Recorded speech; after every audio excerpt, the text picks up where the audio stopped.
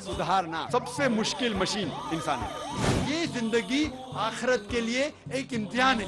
एक मुसलमान अच्छा मुसलमान हो ही नहीं सकता तब तक जब तक वो अच्छा इंसान है। जब अल्लाह साथ है तो किससे डरना? भगवान एक ही है, दूसरा नहीं है, नहीं है, नहीं है, जरा भी नहीं है। सबसे बेहतरीन प्लानर अल्लाह है। जब हक बातिल से टकराती है, बातिल का सर्वनाश हो जाता है।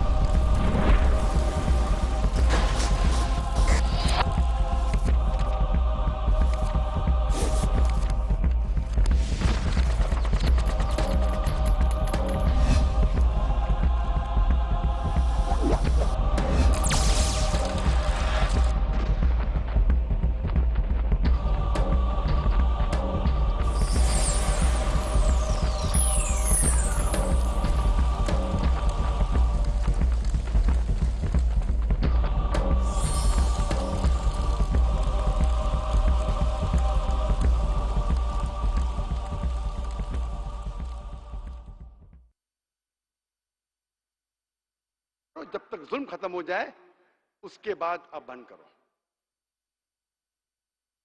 और अक्सर मीडिया में, मैं तकरीर को खत्म करूंगा एक और मिसाल देखिए, मीडिया में अक्सर इस्लाम को बदनाम किया जाता है कि इस्लाम तलवार के जोर पर फैला। यह आखिरी मिसाल के साथ मैं तकरीर खत्म करूंगा कि जब हम तहकीक करते हैं, जैसे मैंने कहा, इस्लाम के मानी अमन है, सलामती है, शांति है। ये कहना कि इस्लाम तलवार के जोर पे फैला मतलब अमन तलवार के जोर पे फैला, ये बिल्कुल कॉन्ट्रडिक्टी है। और जब हम हिस्ट्री पढ़ते, हिस्ट्री की कई मिसालें, हम जानते हैं कि हम मुसलमानों ने स्पेन में 800 साल हुकूमत की। दावा नहीं किया, पैगाम नहीं पहुंचाए, क्रिश्चियंस आए, क्रूसेडर्स आए, हमें साफ कर दिया। एक मुसलमान खुली तौर पे आजान भी नहीं दे सकता था। हम मुसलमानों ने 1400 साल अरब मुमालिक पे हुकूमत की। 1400 साल, कुछ साल के लिए ब्रिटिशर्स आए, कुछ साल के लिए फ्रेंच आए, लेकिन पूरे तौर पे हम 1400 साल हुकूमत की। आज 1400 साल के बाद 140 लाख, 1 करोड़ 40 लाख अरब ईसाई है। दे कॉप्टिक क्रिश्चियंस, ईसाई है सालों से, बरसों से। ये 1 करोड़ 40 लाख ईसाई शहादा दे रहे हैं कि इस्लाम तलवार के बल पे नहीं फैला। हम चाहते थे तो हर गैर मुसलमान को मुस्लिम बना सकते थे। हिंदुस्तान एक मिसाल है। हम हिंदुस्तान पे तकरीबन 800 से 1000 साल हुकूमत किया। चाहते तो हर गैर मुस्लिम को तलवार के नोक पे इस्लाम कबूल करने पे मजबूर कर सकते थे। आज के तारीख में 80% से ज्यादा हिंदुस्तान में गैर मुसलमान हैं। ये गैर मुसलमान हिंदुस्तानी शहादा दे रहे हैं कि इस्लाम तलवार की जोर पे नहीं फैला। इंडोनेशिया ऐसा मुल्क है जिसमें सबसे ज्यादा मुसलमान हैं। कौन सी मुस्लिम आर्मी फौज इंडोनेशिया गई? मलेशिया में 50% से ज्यादा मुसलमान हैं। कौन सी इस्लामिक फौज मलेशिया गई? In the east coast of Africa कौन सी मुस्लिम फौज गई? इससे साबित होता है इस्लाम तलवार के जोर पे नहीं फैला। और आज की तारीख में हम देखते हैं, एक स्टैटिस्टिक्स है जो रीडर राजेश अलमैन एक बुक में आई थी 1984 में। वो स्टैटिस्टिक्स एक सर्वे था, increase in the major world religions in a span of 50 years. 50 साल में जो मजहब ने तरक्की की, जो तादाद मजहब की बढ़ी, उसका स्टैटिस्टिक था। और उसमें लिखा था कि 1934 से लेके 1984 तक के, 1934 से लेके 1984, इन 50 सालों में सबसे ज्यादा तादाद में अगर कोई मजहब बढ़ा वो है इस्लाम, 235%। ईसाइयत सिर्फ 47%। मैं पूछना चाहता हूं, इन 50 सालों में कौन सी जंग लड़ी गई थी जिसमें मुसलमानों ने तलवार के जोर पे गैर मुसलमान को मुस्लिम बनाया? कौन सी जंग? कोई भी नहीं। आज के स्टैटिस्टिक कहते सबसे ज्यादा फैलने वाला मजहब यूएसए में, अमेरिका में इस्लाम है। सबसे ज्यादा फैलने वाला मजहब यूरोप में इस्लाम है। सबसे ज्यादा फैलने वाला मजहब पूरे दुनिया में इस्लाम है। और जो मीडिया कहती है इस्लाम खवातीन पे जुल्म करता है, आपको ताज्जुब होगा जितने लोग इस्लाम कबूल कर रहे हैं, 2/3 हिस्सा 2/3 हिस्सा इसमें से खवातीन है। मैं पूछना चाहता हूं, क्यों अमेरिकन खवातीन, क्यों यूरोपियन खवातीन इस्लाम कबूल कर रहे? क्योंकि इस्लाम में ही खवातीन के जितने भी प्रॉब्लम्स है उसका हल है। Islam is the solution to the problems of humanity. इस्लाम इंसानियत के लिए हल है। इसीलिए अल्लाह ताला फरमाते हैं 3 जगह पे कुरान मजीद में, सूरह तौबा सूरा नंबर 9 आयत नंबर 33, सूरह फतह सूरा नंबर 48 आयत नंबर 28 और सूरह सफ सूरा नंबर 61 आयत नंबर 9 में, हुवल्लज़ी अरसल रसूलहु बिल हुदा वद्दीनिल हक लियुज़हिरहु अला दीनि कुल्लिह, कि अल्लाह सुब्हानहू व तआला ने अपने पैगंबर को भेजा हक के साथ ताकि वो सारे इज़म्स, सारे मज़ाहिब पे गालिब हो, चाहे वो सेक्युलरिज्म हो, चाहे एथियज्म हो, चाहे मॉडर्निज्म हो, चाहे हिंदुइज्म हो, चाहे सिखिज्म हो, चाहे क्रिश्चियनिज्म हो, वलो कहिल मुश्रिकून, कितना भी गैर मुसलमान नहीं माने। 2 बार लिखा है और 1 बार लिखा है वकफा बिल्लाहि शहीदा, और अल्लाह शहादत के लिए काफी है। अल्लाह सुब्हानहू व तआला को आपकी और मेरी जरूरत ही नहीं इस दीन को गालिब करने के लिए। अल्लाह ताला अकेले काफी है। अगर आप समझते आप और मेरी जरूरत है, अगर मैं समझता हूं मैं दावा कर रहा हूं, तकरीर कर रहा हूं इसलिए इस्लाम फैल रहा है, मैं सबसे बड़ा बेवकूफ हूं। अल्लाह को मेरी जरूरत ही नहीं ना आपकी जरूरत है। और मैं इस तकरीर को खत्म करूंगा एडम पियर्सन की स्टेटमेंट के साथ। एडम पियर्सन कहते हैं कि people who worry that one day nuclear weaponry will fall in the hands of the Arabs, they fail to realize that the Islamic bomb, the bomb of peace, has already been dropped. It fell the day Prophet Muhammad was born. Adam Pearson कहते हैं कि वो लोग जो सोच रहे हैं, जिसको खौफ है कि एक दिन न्यूक्लियर बम, न्यूक्लियर वेपनरी अरबों के हाथ में आ जाएगा, वो शायद भूल रहे हैं कि इस्लामिक बम, शांति का बम, अमन का बम गिर चुका है। वो उस दिन गिरा जिस दिन मोहम्मद सल्लल्लाहु अलैहि वसल्लम पैदा हुए। वाखिर दावाना अल्हम्दुलिल्लाहि रब्बिल आलमीन।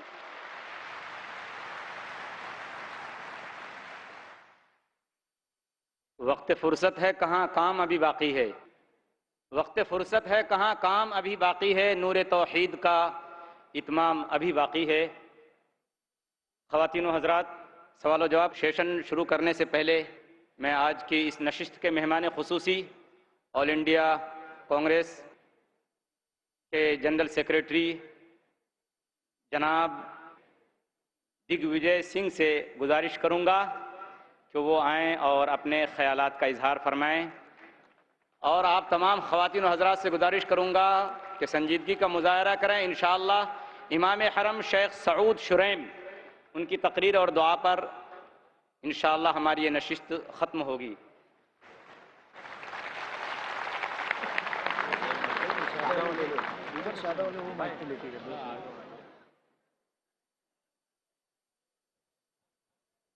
अस्सलाम वालेकुम। मैं हुजूर डॉक्टर जाकिर नायक साहब का बहुत आभारी हूं। इतनी बड़ी महफिल को मैंने कभी मुझे बोलने का मौका नहीं मिला, इसलिए आपको मैं बहुत बहुत धन्यवाद देना चाहता हूं। डॉक्टर जाकिर साहब का मैंने बहुत नाम सुना था, मिलने का मौका भी मिला, और मुझे इस बात की खुशी है कि वे शांति का संदेश पूरे विश्व में फैला रहे हैं। शांति से ही प्रगति होती है। मैंने बहुत किताबें धर्म की नहीं पढ़ी, डॉक्टर जाकिर साहब ने तो सारे धर्म की किताबें पढ़ चुके हैं।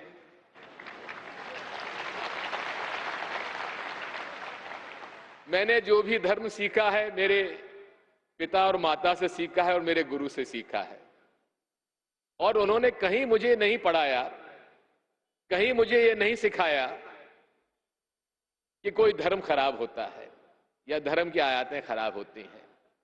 इंसान अच्छा बुरा होता है, धर्म कभी कोई बुरा नहीं होता है। आज मुझे इस बात को स्वीकार करना पड़ रहा है कि कई कारण ऐसे बने जिसकी वजह से हमारे मुसलमान भाइयों और बहनों में एक भावना पैदा हुई कि हमारे साथ न्याय नहीं हो रहा है। बात सही है और इसकी सारी जिम्मेदारी हम लोगों की है। इसको हमें स्वीकार करने में कोई दिक्कत नहीं होनी चाहिए। अगर हमारा छोटा भाई इस बात को महसूस करता है कि वो सुरक्षित नहीं है, तो ये बड़े भाई की जिम्मेदारी है कि क्यों सुरक्षित महसूस नहीं करता है। कई बार ऐसे मौके आए, मैं कोई राजनीति नहीं करना चाहता, ये तो हमारे धर्म का घर है, धर्म का मंच है। एक बात मैं जानता हूं कि आम हिंदू, आम मुसलमान, आम ईसाई, आम सिख सब मिलकर रहना चाहते हैं। कुछ फितरती लोग हैं, हर कौम में हैं, हर धर्म में हैं, जो इस तरह की बातें करते हैं। डॉक्टर साहब ने अभी जिनका जिक्र किया, मैं उनका नाम नहीं लेना चाहता। कुछ ऐसे लोग हैं जो इस्लाम को एक गलत तरीके से उसको पेश करते हैं।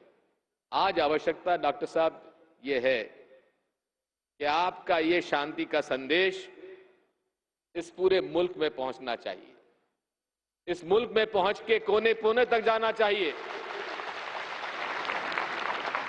मैं तो आपसे कहूंगा कि आप विदेशों में जरूर जाएं, लेकिन इस मुल्क के उन हलकों में भी जाएं जहां फितरती लोग, हम 1000 साल से ज्यादा रहते हुए हिंदू मुसलमानों में जो खाई पैदा करते हैं, उस पे पुल बनाने का काम डॉक्टर साहब आप कर सकते हैं। आपको इस बात को हम आपसे अनुरोध करना चाहते हैं।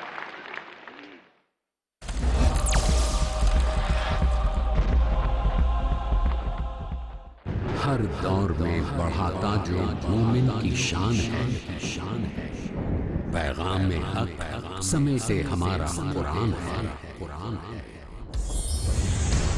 अकीमुस्सलाह, नमाज को कायम रखो, नमाज को कायम रखो। अव्वल व आखिर जिस शय का जिक्र है वो है नमाज।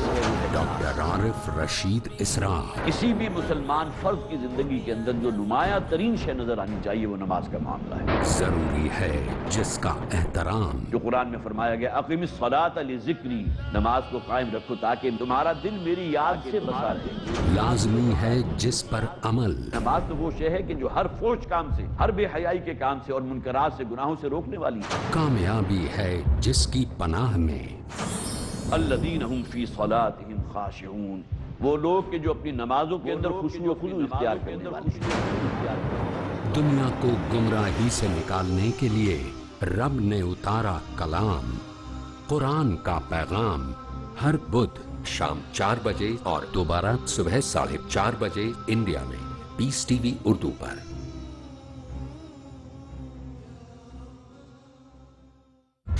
Fridays provide. In Britain, we are facing one big problem, that are you Muslim or British? The space to talk. In India, back home, they ask, are you a Muslim first or Indian first? And we Muslims should know how to reply, how to turn the tables over. The place to knock. Why Trinity cannot be regarded in that sense, Father, Son and Holy Spirit? The opportunity to ask. But even if we agree that what the Christians say, that he was crucified, so if Jesus Christ, peace be upon him, died for 3 days, who controlled the world? That means even God died? The freedom to unmask. So there are various ways which we can prove the argument to be wrong. Let's meet Dr. Zakir. कल रात 8 बजे और दोबारा सुबह 10 बजे India में piece TV Urdu पर।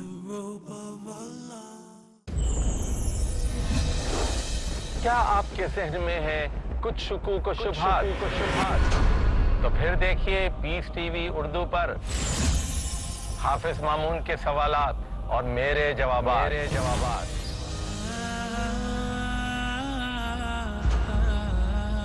Programme है कुरान के साये में। मैं हूं खलीलुर रहमान चिश्ती। जानिए जिंदगी का वो मुकम्मल नजरिया जिसमें अल्लाह ने बयान किए हैं अहकामात दोनों जहान की कामयाबी के बारे में।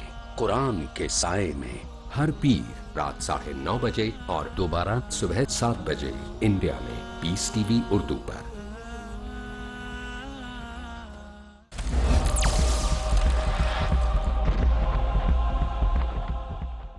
हमें ये नहीं भूलना चाहिए, ईसाई धर्म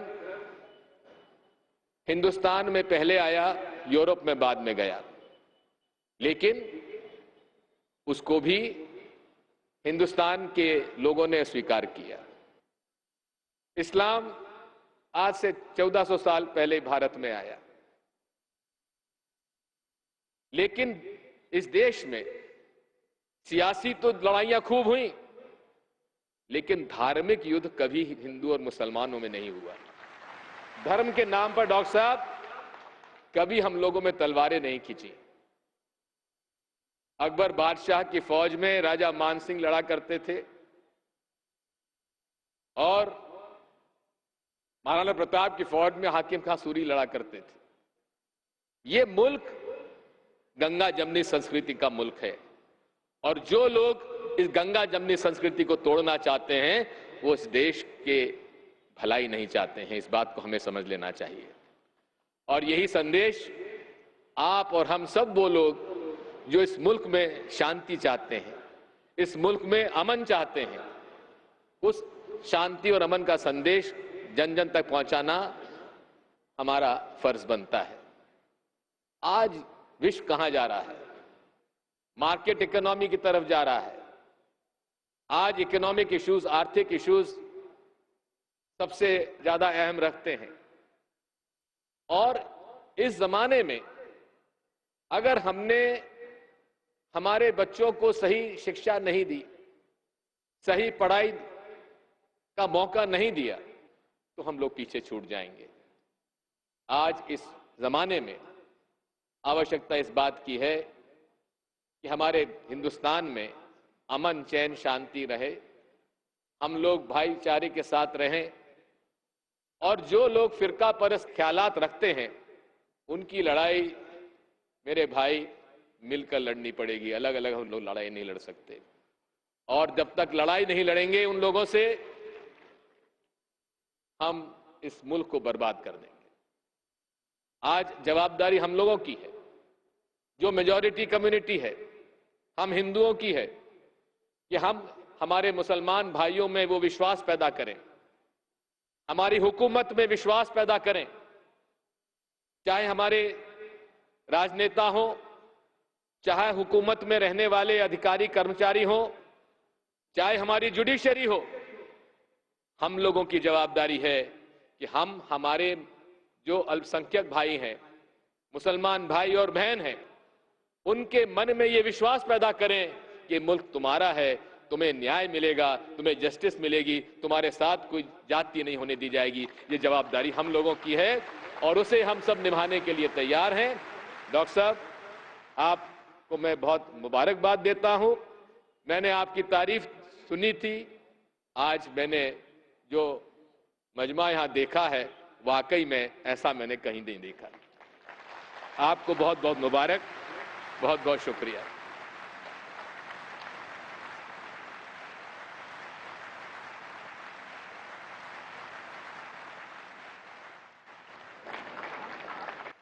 मेहमान खुसूसी जनाब दिग्विजय सिंह साहब का बहुत बहुत शुक्रिया कि उन्होंने यहाँ आकर हमारी इस नशिस्त में हम तमाम लोगों से खिताब किया। ख़वातीन और हज़रात, जैसा कि मैंने अर्ज़ किया, आप हज़रात सुकून और इत्मीनान के साथ आखिर तक तशरीफ़ रखें। इमाम हरम, इमाम खाने काबा सऊद शुरैम हफिज़हुल्लाह हमारे दरमियान हैं। इंशाअल्लाह उनकी तकरीर होगी, दुआ के बाद इस इजलास का इख्तिताम होगा। अब बाकायदा हम सवाल व जवाब के सेशन को शुरू करते हैं। चंद बातों का ऐलान करना बहुत ज़रूरी है ताकि हमारा एक जो अहम और इंतहाई मुअस्सिर सेशन है ये अच्छी तरह से कामयाबी से हमकिनार हो। हर सवाल करने वाला या सवाल करने वाली से मेरी गुजारिश है कि वो अपना नाम और प्रोफेशन यानी पेशा ज़रूर बताएं। सवाल मुख्तसर करें, एक वक्त में एक ही सवाल की इजाज़त होगी। इख्तिलाफी और फ़िक़ही यानी मसलो मसाइल वाले सवाल न करें, और मेरी तमाम मुसलमान भाइयों और बहनों से इंतहाई आजिज़ाना और मुअद्दबाना गुजारिश है कि आप और हम उन तमाम हिंदू भाइयों के लिए, गैर मुस्लिम भाइयों के लिए, क्रिश्चियन भाइयों के लिए मेज़बान की हैसियत रखते हैं। हम अपने मेहमान भाइयों का इकराम करें, उनकी इज्जत करें और उनको सवाल करने का पहला मौका दें। इसी तरीके से सवाल अगर नामुनासिब होगा तो उसको रद्द करने का मुझे पूरा इख्तियार हासिल होगा। इस इज्तिमा के अंदर 5 माइक का इंतज़ाम किया गया है। माइक नंबर 1 मेरे बाएं जानिब है। पहला सवाल इंशाअल्लाह यहाँ से होगा। माइक नंबर 2 भाइयों के सेशन में है, बीच में। माइक नंबर 3 और 4 बहनों के सेशन में है और माइक नंबर 5 बिल्कुल आखिर में हमारे भाइयों के शोबे में है। अब मैं सवाल शुरू करता हूँ। माइक नंबर 1 में जो भाई हैं उनसे गुजारिश है कि अपना नाम और प्रोफेशन, पेशा बताकर अपना सवाल शुरू करें। मेरा नाम शंकर भाई है, मैं सूरत से आया हूँ और सूरत में आपके एक एग्जीबिशन में देखा हूँ, अतर खान वहाँ आए थे, उनसे मैं बातचीत किया हूँ। तो मेरा सवाल ये है कि इस्लाम पाक नापाक में बहुत मानता है। अभी जब बेगम आता है, एमसी पीरियड में रहती है, तो उनको नमाज अदा करने का मौका नहीं दिया जाता जहाँ तक कि वो पीरियड में है। और फिर जब इंसान माता के अंदर में उसका जन्म होता है तो वही एमसी पीरियड्स में जो एमसी पीरियड का जो मटेरियल है उससे ही इंसान की जिस्म बनता है। तो फिर क्या हमारा पूरा शरीर पाक है या नापाक है, इसके बारे में समझाने का प्रयास कीजिए। भाई साहब का बहुत अच्छा सवाल है। भाई साहब सूरत से है और पूछ रहे हैं कि इस्लाम पाक और नापाक में बहुत मानता है और जब खवातीन हैस में होती है ड्यूरिंग द मेंस्ट्रुअल साइकिल, उस वक्त उन्हें इजाज़त नहीं कि वो नमाज पढ़े। और ये कहना चाहते हैं कि क्योंकि उस वक्त औरत नापाक है और इसी नापाक के जरिए जब बच्चा पैदा होता है तो उस वक्त भी नमाज नहीं पढ़ने का हुक्म है। और इसका मतलब ये, क्या हर इंसान नापाक पैदा हुआ? ये फलसफा इंसान नापाक पैदा हुआ ये ईसाई का फलसफा है, मुसलमान का नहीं। ये जो आपने एग्जाम्पल दिया, मिसाल दी, उससे गलतफहमी हो सकती है, लेकिन मैं आपकी गलतफहमी को दूर करूंगा इंशाअल्लाह। क्योंकि मेडिकल डॉक्टर हूं, मैं जानता हूं कि औरत जब हैज के वक्त होती है during the menstrual cycles, there are various psychological changes. जो दिमाग की तो चेंजेस होते psychological, many physiological changes take place. तो इस चेंजेस के वजह से अल्लाह सुब्हाना व तआला ने औरतों को छूट दी है कि ऐसी हालत में आप नमाज पढ़ने की आपको जरूरत नहीं। छूट है, छूट मतलब कंसेशन। तो जब किसी आदमी को या औरत को कंसेशन दी जाती, उसका मतलब नहीं कि ये उसे जलील कर रहा है, समझ रहे अपना। तो छूट दी जाती कि आप इस वक्त जब हैज की हालत में आपको नमाज पढ़ने की जरूरत नहीं है, समझ रहे अपना। तो उसी तरीके से ये कहना कि इंसान नापाक पैदा हो बिल्कुल गलत है, क्योंकि अल्लाह के रसूल की हदीस भी है, हम जब पैदा हुए, जो कुरान की आयत है, हम पैदा हुए मनी से, semen, ovum as well as sperm, मिलके जाइकोट हो जाता है। इसको हिंदी में क्या कहते, उर्दू में क्या कहते, जरा मेडिकल जो स्टडीज किया मैं अंग्रेजी में किया हूं। तो mean sperm and ovum meet, it's called as zygote. आप समझे ना। तो उसका मतलब हमें जब मनी निकलती है हमें नहाना फर्ज है, लेकिन उसका मतलब ये नहीं कि मनी नापाक है। हम जब हम बिस्तरी करते हैं, जो जहनी हालत होती है वगैरह, उसके वजह से नहाना जरूरी है नमाज पढ़ने के पहले। उसका मतलब ये नहीं कि मनी नापाक है। कुरान और हदीस में कहीं भी नहीं लिखा है कि मनी नापाक है, लेकिन अक्सर लोग गैर मुसलमान भी समझते कि मनी नापाक है। मनी नापाक नहीं है। एक हदीस अल्लाह के रसूल की कि एक शख्स हम बिस्तरी करने के बाद वो मनी कपड़े पे गिर जाती है, तो अल्लाह के रसूल ने कहा कि उस मनी को खिंचो, मतलब वो जब ड्राई हो जाता है उसे निकाल दो, बस काफी है। तो ये कहना कि मनी नापाक है, ये हमारी गलतफहमी है। मनी नापाक है ही नहीं, क्योंकि मनी से हम पैदा होते हैं। तो इसी तरीके से ये सोचना कि इंसान नापाक पैदा हुआ बिल्कुल गलत है, ये ईसाई की सोच है। Man is born in sin, human being. तो अल्हम्दुलिल्लाह जो कुरान की आयत है मिन मन युमना, एक स्पर्म से पैदा हुए, और कई जगह लगा कि हम मिक्स्ड फ्लूइड से, सूरह इंसान सूरह नंबर 76 वर्स नंबर 2 में, कि हमने इंसान को बनाया है अमशाज से, मतलब मिक्स्ड फ्लूइड से। तो इसका मतलब जो औरत में ओवम होता है, जो मर्द में मनी स्पर्म होता है, उससे इंसान पैदा हुआ, और कहीं भी नहीं लिखा है कि नापाक है। Hope the answer the question.